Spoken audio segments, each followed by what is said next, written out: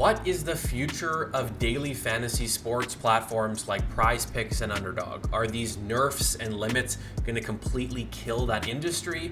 Or are there new opportunities and new ways for us plus EV sports bettors to continue making money? Welcome to Juice Bets. My name is Trevor. Today we're talking about a hot subject in this industry, DFS platforms, with tons of nerfs and seemingly a lot of negative stuff going on with DFS platforms. I do think there's potentially something to look forward to in the future, and I'm going to talk about exactly that today. So without further ado, let's get into the video. If you've been betting on DFS platforms like PrizePicks and Underdog, I think you understand the negativity that I'm talking about here. There's been crazy limits being placed on accounts like on PrizePicks and Underdog. If you've been flagged as a DFS plus EV sports bettor, you're probably limited down to $20 or $25 a day in bets on PrizePicks. And Underdog, myself, I've been limited to just $20 per player. So it really prevents you from actually getting a good amount of money down to the point where you can make money plus EV betting. So that's definitely the one thing that most of you have been hit by. We've also got tons and tons of great edges, specifically correlation being nerfed. They've been adjusting their payouts, so we can't really attack them when they nerf these things, right? So the amount of edges in the plus EV community has really drastically decreased. And then also DFS platforms being banned and having to leave places like Florida and New York. So tons of negativity in this industry right now, and seemingly these edges in DFS are slowly bleeding out, and maybe that whole side of the industry is gone for good. However, I do think there is some positivity and some things that we can look forward to and not quite be so negative about this industry.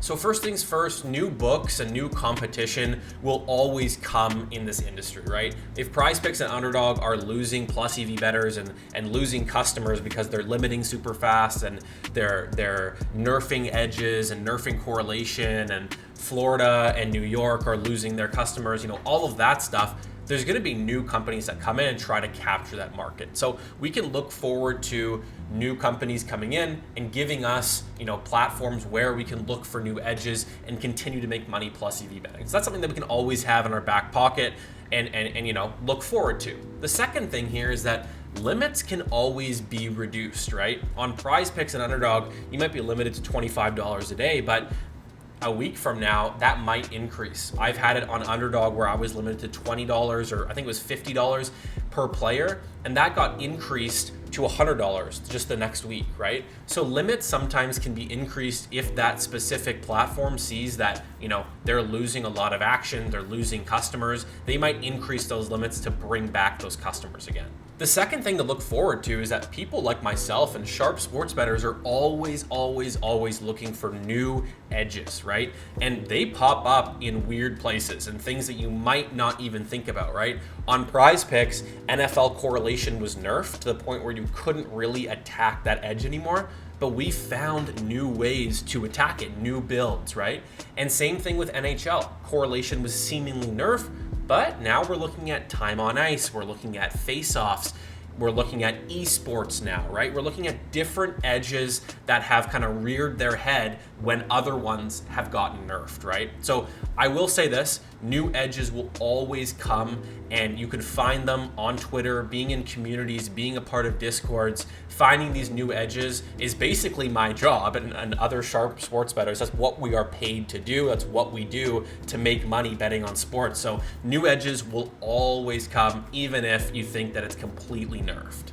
And the third thing here is that even if DFS or these fixed payout platforms, let's say no new competitors come in and limits stay brutal, right? And new edges are really tough to find. There's not very many. You can always pivot to offshore sports books like Bovada, MyBookie, BetOnline. These are books that you can have access to basically anywhere in the world, right? And so this means that you can continue betting on sports, continue utilizing plus EV strategies.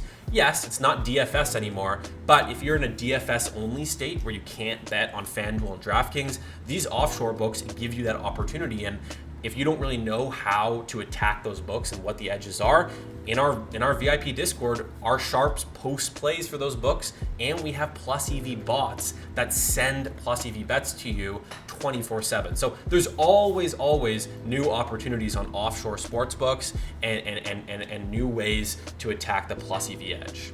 And finally, one that's actually really interesting is that crypto decentralized platforms are starting to pop up.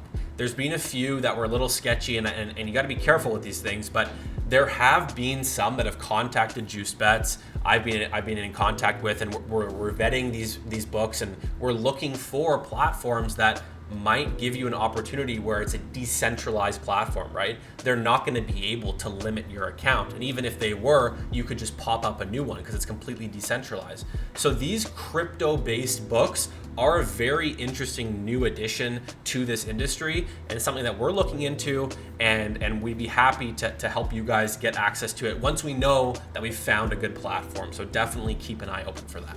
So that's it for this video. I wanted to just kind of make a quick one, talk about my thoughts, have some positive outlook on this industry, because I do think that there's tons of positives coming, and I'd be very curious to hear your guys' thoughts. So drop them down below. Let us know, what do you think the future is for DFS platforms and sports betting as a whole? Hopefully you guys enjoyed the video, and we'll see you tomorrow.